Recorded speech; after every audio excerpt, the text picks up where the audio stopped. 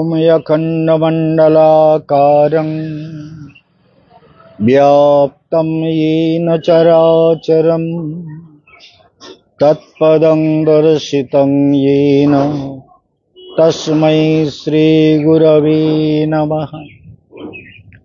आनन्दलीलामय विग्रहाय हिमाभदिव्यच्छविसुन्दराय तस्मै महाप्रेमरसप्रदाय चैतन्यचन्द्राय नमो नमस्तुते। सर्वाग्रे परमाराध्य गुरुदेव नित्यलीला प्रविष्ट भक्तिहृदय বনদেব গোস্বামী মহারাজের চরণ কমল বন্দনা করে তাঁর আশীর্বাদ প্রার্থনা করি। যারা ফেসবুকে ইউটিউবে অমর কথা শ্রবণ করছেন, অসংখ্য ভক্তবৃন্দ, বৈষ্ণব সমাজ, বিদ্বৎ সমাজ, স্নেহময়ী, করুণাময়ী, বাৎসল্যময়ী মাতৃশক্তি, সবাইকে জানাই আমার হার্দিক অভিবাদন। আমরা বৃন্দাবনে ভক্তি যোগাশ্রম থেকে প্রোগ্রাম টেলিকাস্ট হচ্ছে। আপনারা যারা দেখছেন ইউটিউবে, ফেসবুকে, ভক্তি যোগাশ্রম থেকে, বৃন্দাবনের ভক্তি যোগাশ্রম, আর পেছনে যে মন্দিরটা দেখছেন, মন্দিরের চূড়াটা, সেই চূড়াটা কিন্তু আমার সমাধি মন্দিরের চূড়া। সেই সমাধি মন্দিরের চূড়ার পাশে এই জায়গাটা নূতন করে ঢালাই হয়ে সৌন্দর্য বাড়ানো হচ্ছে, প্রচুর কাজ চলছে, সেগুলো আপনারা বুঝতেই পাচ্ছেন, অনেকেই জানেন। তো এই কাজের সঙ্গে সবাই জুড়ে যাবেন। যে যত ভালো কাজ করবেন জীবন তত সুন্দর হয়। মাঙ্গলিক কাজের দ্বারা মানবের মধ্যে মাঙ্গলিক চেতনা বাড়ে, শুভ কর্মের দ্বারা, গুরু সেবার দ্বারা।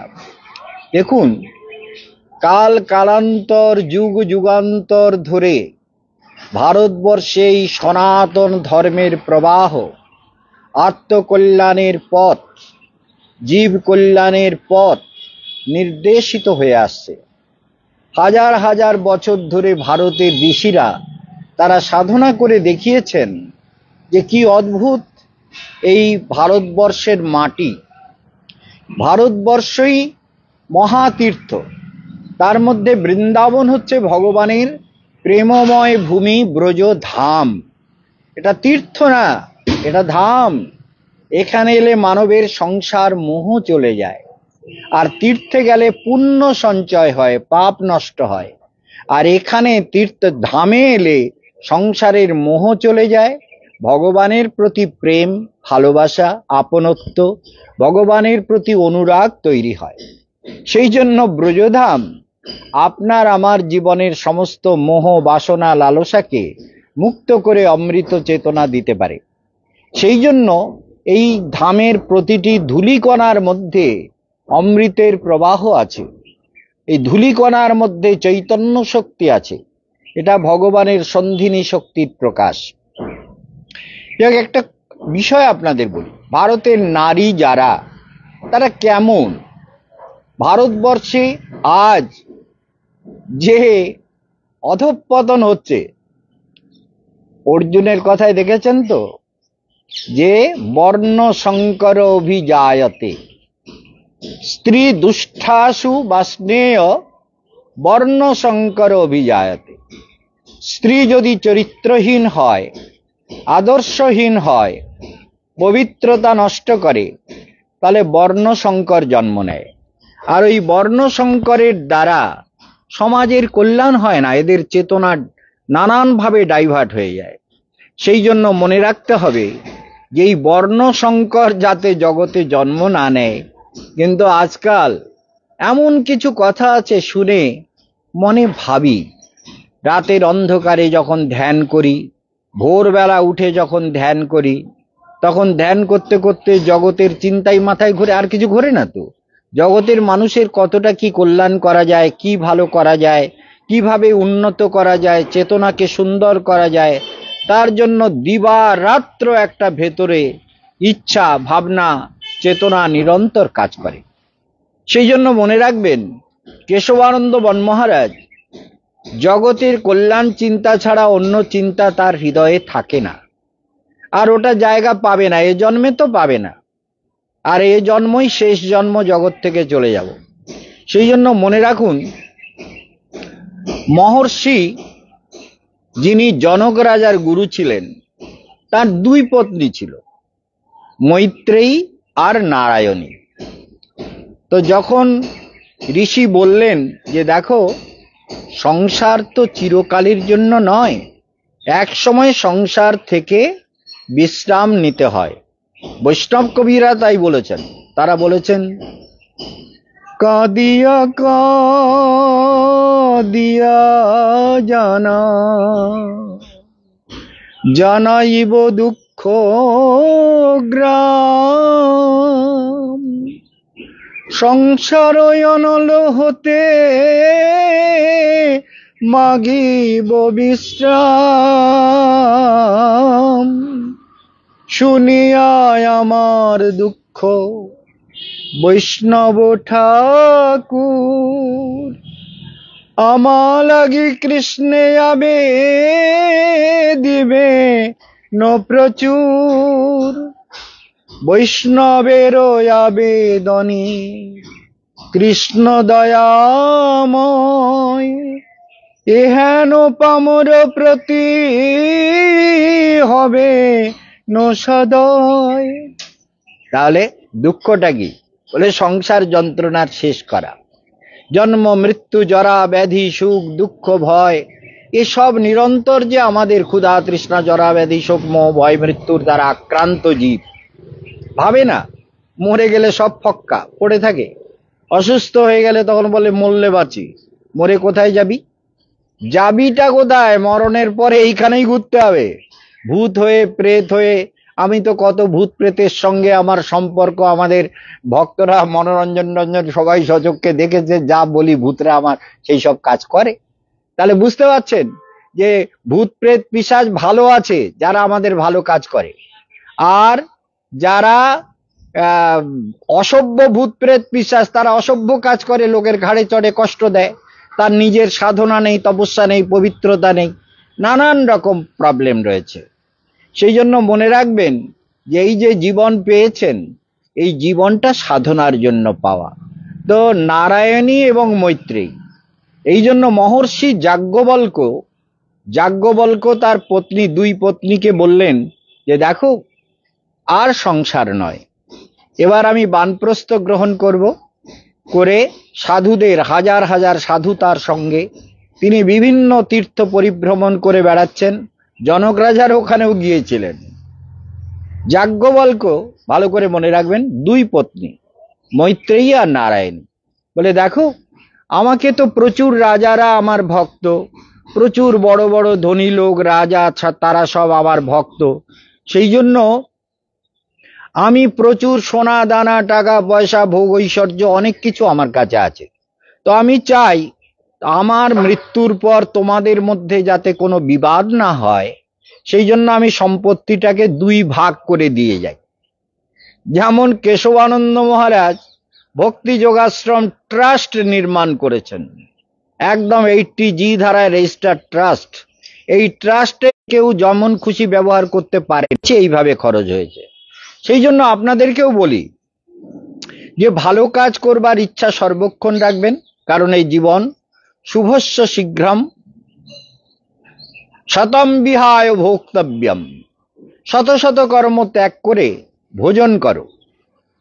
মনে রাখবেন, সহস্রম স্নানম আচরেত, হাজার হাজার কর্ম ত্যাগ করে স্নান করো। আর লক্ষং বিহায় দাতব্যম, লক্ষ লক্ষ কর্তব্য পরিত্যাগ করে দান করো। আর কোটিং তত্ত্বা হরিং ভজে, আর কোটি কোটি কর্তব্য ফেলে রেখে হরি ভজন করো। বলে ভগবানের নামটা পরে করবো, কোন শরীর খারাপ, এখন ভাল লাগছে না। আরে শরীর হাসি পায়, আমাদের শরীরে কত রকম প্রবলেম আসে জানেন? বিশেষ করে সুগার, 32 বছর ধরে ভুগে যাচ্ছি। তো এই সুগারের যে নানান রকম ব্যাপার, সেটা নিয়ে তো কষ্ট হয়। তো সেই কষ্টটাকে নিরন্তর কেশবানন্দ মহারাজ, তার সঙ্গে প্রেসার ইত্যাদি, হার্ট অপারেশন হয়েছে, গলব্লাডারও, তাহলে কত সমস্যা থাকে। কিন্তু আমি তো আমার কর্মে অবহেলা করি না। যে আলস্য পরায়ণ, তার সাধনা হয় না, আর তিনি গুরু হতেও পারেন না। মনে রাখবেন কথাগুলো। সেই জন্য আমরা দেখতে পাই যে আমাদের মহর্ষি তিনি দুই পত্নীকে বললেন এই সম্পত্তিগুলো ভাগ করে দিয়ে যাই, যাতে ভবিষ্যতে তোমাদের মধ্যে মতভেদ না হয়, আর তোমাদের কোনো জীবনের কোনো অভাব হবে না। তো প্রচুর সম্পদ, যা তোমরা এ জীবন কেন আরো 10টা জীবন ভোগ করেও শেষ করতে পারবে না। তিনি সিদ্ধ মহাত্মা ছিলেন, তাই মৈত্রেয়ী এবং নারায়ণীকে বললেন যে তোমরা এই সম্পত্তি ভাগ করে দিচ্ছি।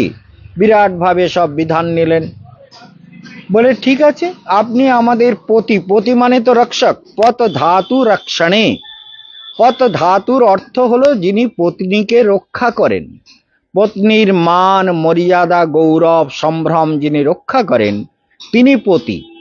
অতএব আপনি আমাদের জন্য যেটা ভালো বুঝবেন তা বলছে, তাহলে আমি ভাগটাগ করে এইবার যাত্রা করব। এইবার মৈত্রী এবং নারায়ণীর অদ্ভুত প্রশ্ন মনে রাখবেন, আজকের যারা শুনছেন, আমি আপনাদের মুখে বহুবার বলেছি, বহুবার, একবার না, টেলিভিশনে বিভিন্ন প্রান্তে বলেছি। এরা বলেছেন, আচ্ছা ঋষিবর, আপনি যা কিছু পেতে আপনি সংসার ত্যাগ করছেন যা পাওয়ার জন্য, কি পাবেন জানি না, কিন্তু কোনো একটা বড় কিছু লাভের জন্য তো সংসারের এত সুখ মোহ পত্নী পরিজন অর্থ সম্পদ বিভব সবকিছুকে ত্যাগ করে আপনি এই যে সাধনার দিকে এগিয়ে যাচ্ছেন, আপনি কিসের জন্য যাচ্ছেন? অদ্ভুত ব্যাপার, চিন্তা করুন। আপনি কিসের জন্য যাচ্ছেন? ভালো করে চিন্তা করবেন, আপনি কিসের জন্য যাচ্ছেন? বলি না, আমি তো অমৃতত্ব লাভের জন্য যাচ্ছি।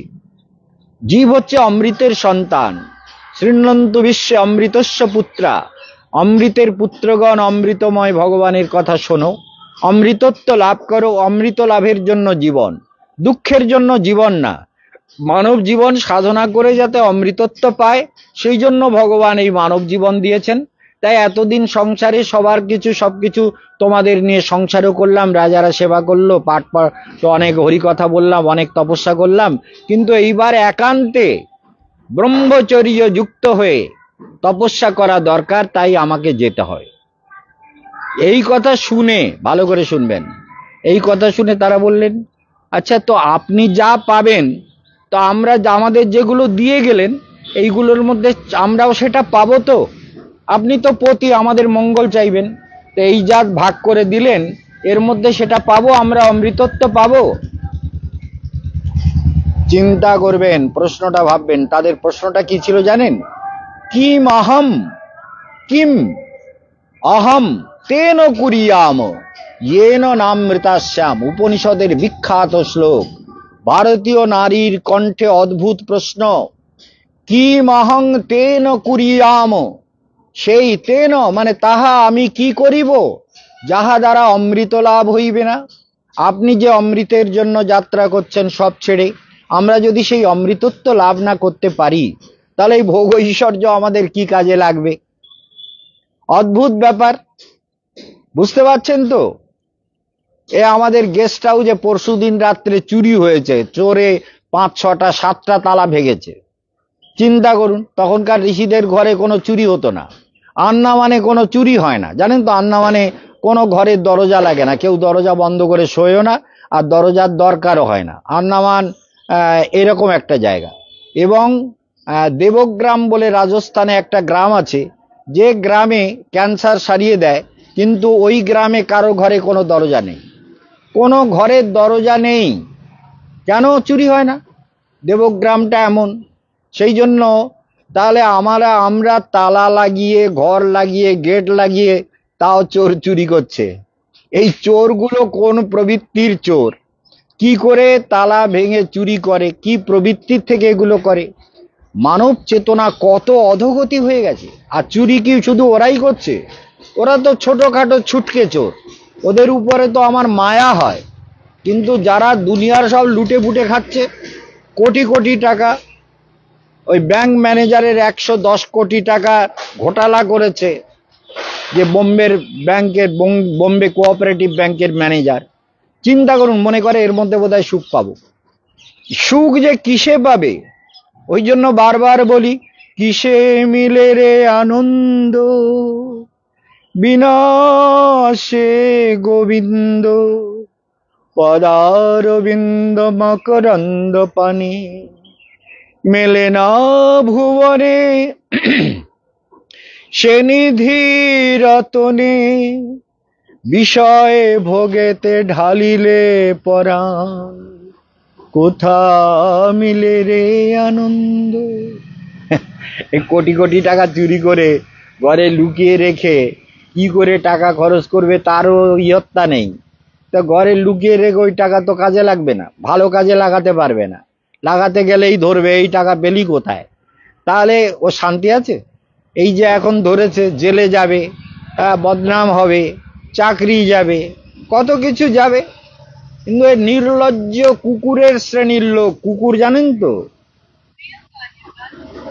যদি কেটে দাও, রিজিউম করে দাও। তো এই জন্য মনে রাখতে হবে যে কুকুর, এই জগতে কুকুর শ্রেণীর মানুষ আছে, কিছু গর্ধব শ্রেণীর আছে, নির্বোধ পাষণ্ড শ্রেণীর আছে, সব কি মঙ্গল চায়, মঙ্গলের পথ নিতে চায়।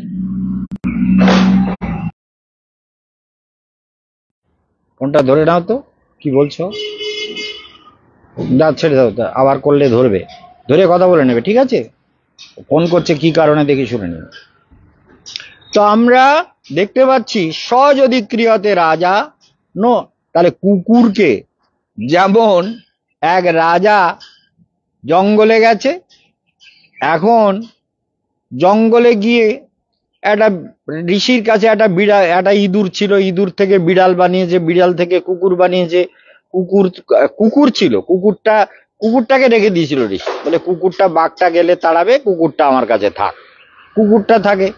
এখন ওই কুকুর একদিন বলছে, ঋষিবর আমি আপনার এত সেবা করি, আমাকে একটা খুব সুন্দরী মেয়ে বানিয়ে দেন না। বলে তথাস্তু। এখন মেয়ে হয়ে গেছে, সুন্দরী মেয়ে, কুকুরকে মেয়ে বানিয়ে দিয়েছে, মনোরম মেয়ে। এখন ওই মেয়ে, রাজা শিকার করতে গিয়ে দেখে সুন্দরী একটা মেয়ে, এবার এত সুন্দরী, এত তার শরীরের গঠন সব, মানে নাক চোখ এত মনোরম, যেমন ওই আমাদের এতে ভাইরাল করছে, দেখেছেন তো মোনালিসাকে, তাহলে জগৎটা এইরকম। তো যাই হোক, আপনারা সব ভালো, আমি একাই খারাপ পৃথিবীতে। আমি তো মানে মানুষকে কেঁচোর থেকে বেশি দাম দেই না, তার কারণ ওইটাই, মানুষের ওই কেঁচোর মতন বুদ্ধিটা ভালো না। সেই জন্য মনে রাখবেন, ভালো করে শুনে নেবেন। তখন কি হলো, এত সুন্দরী, তো রাজা গিয়ে ঋষির পায়ে পড়েছে, বলে ঋষিবর আপনার মেয়েটা কি সুন্দর, আমি রাজা, আমি ওকে রানী করে রাখবো, পাট রানী করে রাখবো, আমাকে ওকে বিয়ে দিয়ে দেন, আবার হাতে তুলে দেন। বলে না রাজা, ও কুকুর। বলে তো আপনি আমাকে এরকম করে ছলনা করবেন না ঋষিবর, আপনি আমাকে এরকম করে ঠাট্টা করবেন না, ও মেয়েটা খুব ভালো। রাজা বলছে, রিজিউম করেছে, রাজা বলছে যে আমাকে মেয়েটা দেন, দয়া করে দেন। বলে রাজা আমি বলছি সত্যি সত্যি শোনো, ও কুকুর নিয়ে গেলে তোমার বিপদ হবে, তুমি বুঝতে পারছো না। বলে এ কি, আপনি আমাকে এরকম করে ঠাট্টা, আপনার কাছে কুকুর হতে পারে, আপনি তো ঋষি, আপনার তো কিচ্ছু দরকার নেই, আপনি তো সব মুক্ত, তো আপনি এই মেয়েটাকে আমাকে দেন না, আমি রানী করে রাখবো, অনেক সুখে রাখবো, আর আপনাকেও দরকার হলে রাজপ্রাসাদে। আমি জঙ্গলে তপস্যা করি তোমার রাজপ্রাসাদে থাকার জন্য, ও কুকুর নিও না, বিপদ হবে। বলে না না, এরকম বলবেন না, আমাকে ঠাট্টা করবেন না, আমি ওই মেয়েটাকে। আর কুকুর বললে সে শোনে না, বলে যা নিয়ে যা, যা যা পারিস কর। এইবার মেয়েটাকে নিয়ে গেছে রাজবাড়িতে সুন্দরী মেয়ে, রাজবাড়ির শয়ন কক্ষে, রাজার শয়ন কক্ষে পরমা সুন্দরী মেয়ে রাজা পেয়ে গেছে। ওরে বাবা রে, এইবার রাত্রে, কুকুর তো, ও রাত্রে উঠে ওই রাজার চামড়ার জুতো সব চিবোচ্ছে, চিবিয়ে খেয়ে ফেলেছে। এইবার রোজ এই ঘটনা ঘটে, সংক্ষেপে বলি শুনে রাখুন ভালো করে। বলে মহারাজ এটা বলছেন কেন? বলে না, আপনাদের অনেক অনেক আজকাল সব সুন্দরী মেয়েদের অনেক গুণ, তো ওই জন্য বলছি, তাই ভালো করে মনে রাখুন। সুন্দরী মেয়েরা সিগারেট টানতে করতে চরিত্রহীনের এক শেষ, বদমাইশ কুত্তার থেকেও তো অধম, সেই জন্য বলছি। ভালো করে মনে রাখবেন। আমার কথা শুনে রাগ করুন আর যা করুন, কেশবানন্দ কারো ডোন্ট কেয়ার, ভগবানকে ভয় পায় না তা আপনি তো কোথাকার ছক্কার। সেই জন্য মনে রাখুন, তখন দেখা যাচ্ছে রাজা রোজ এই দাড়ি প্রহরী, এই কাহা গেয়া, বলো সবকো ডাকো ডাকো ডাকো ডাকো। কি হলো? বলে কি হয়েছে মহারাজ? বলে আমার জুতো কোথায় গেল? জুতো আর পায় না, কি সর্বনাশ। আবার পরের দিন তাই জুতো। বলি মহারাজ আমরা সবসময় পাহারা দিচ্ছি, এখানে কে ঢুকবে, জুতো কে নেবে? রোজ জুতো চিবি, রাজার জুতো তো তাজা নূতন নূতন জুতো, আর ওই চামড়ার গন্ধে কুকুর চিবিয়ে চিবিয়ে খেয়ে রাত্রে শুয়ে পড়ে, এ তো খেয়েই নেয়। এবার কি হবে? বলে আমার জুতো কে খেয়ে কি কোথায় গেল, কি হলো কি হলো, এই রোজ জুতো পায় না। তখন রাজা বলতে ব্যাপারটা কি হচ্ছে, আমার ঘরের দরজা বন্ধ, চারিদিকে দাড়ি প্রহরী, সত্যিই তো কেউ ঢোকে না, দেখি তো আজকে জেগে থাকি। এবার রাজা রাত্রে ঘুমো ঘুমো খানিকক্ষণ এই ঘুমানো বান করে শুয়ে আছে, দেখে ওই রানী উঠে ওই চামড়া চিবোচ্ছে। উরে বাবারে, কি কি আনন্দে চিবোচ্ছে! কুকুর যখন ওই মরা হাড় গুলো চিবোয় দেখেছেন কি আনন্দে, মুখ কেটে যাচ্ছে তবু চিবোচ্ছে। এই সংসারটা এইরকম। সোয়া যদি ক্রিয়াতে রাজা, সোয়া মানে কুত্তা, কুকুরকে যদি রাজা করেন না, সে চামড়া চিবোনো আর হাড্ডি চিবোনো ভোলে না। রাজা বলে সর্বনাশ করেছে রে, ঋষি বারবার বলছিল কুকুর, আমি তো শুনিনি।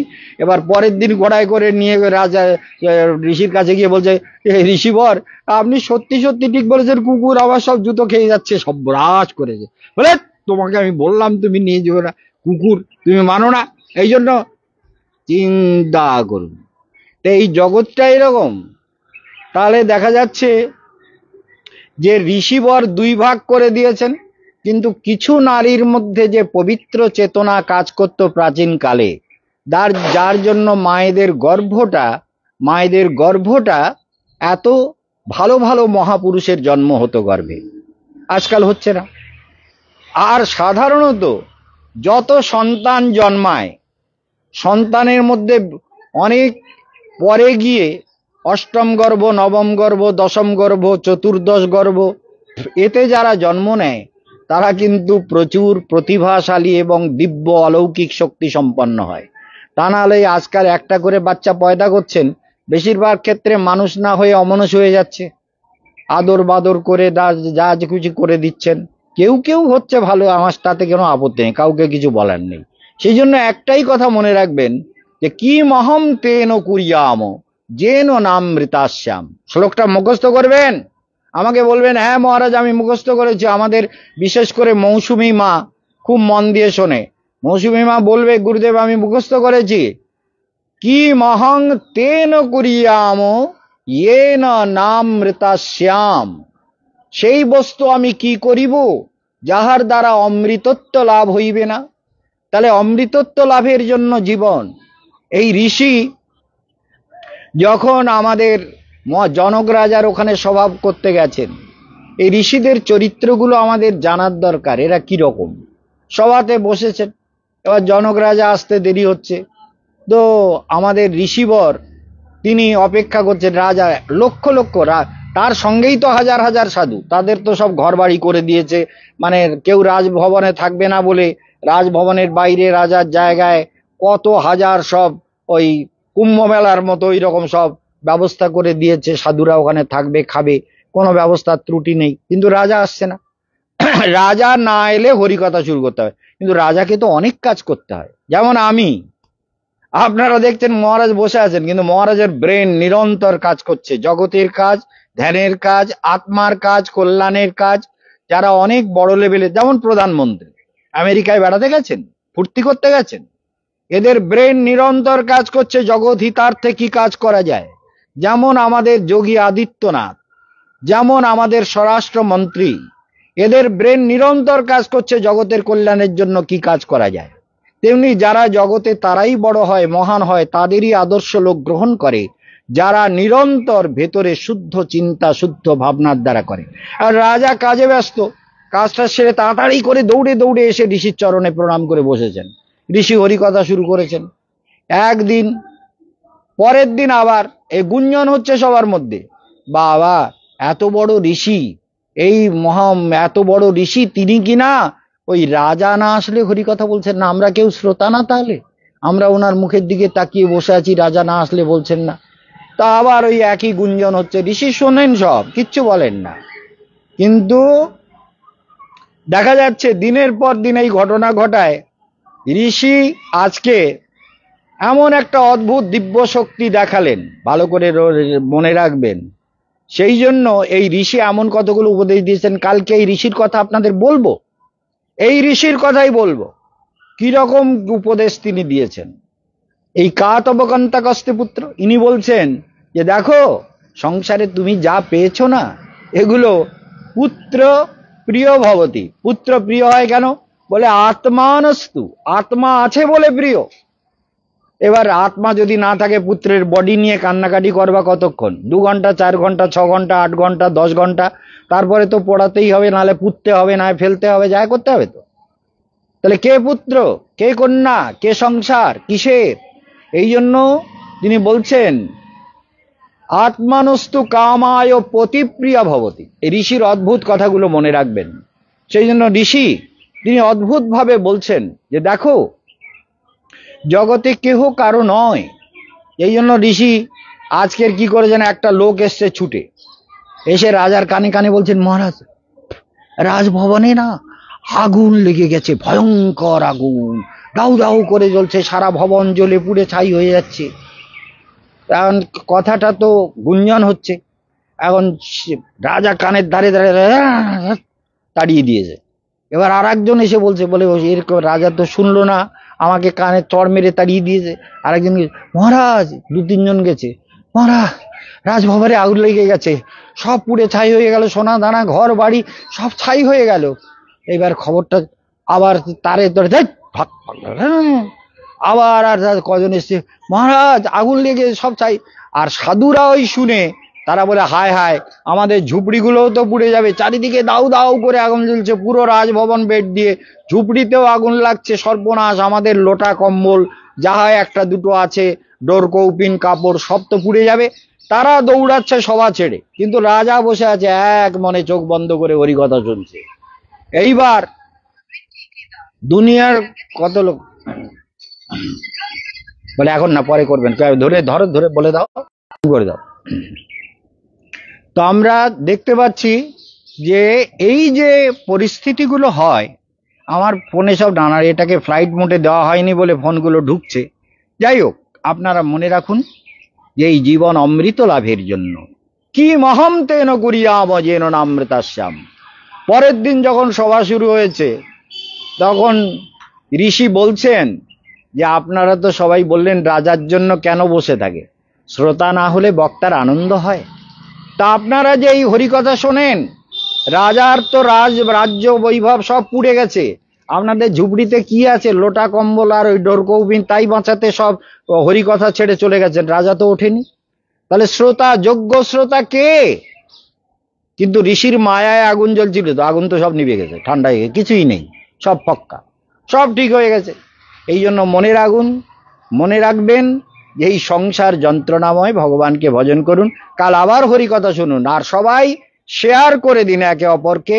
আমি কলকাতায় এপ্রিল মাসে আসবো, তার আগে জানিয়ে দেবো ডেটটা। আপনারা সবাই ভালো থাকবেন, হরিকথা শুনবেন, তার আগে কাজ শেষ হবে না, এসব নানান কাজ চলছে, সবাই ভালো থাকবেন।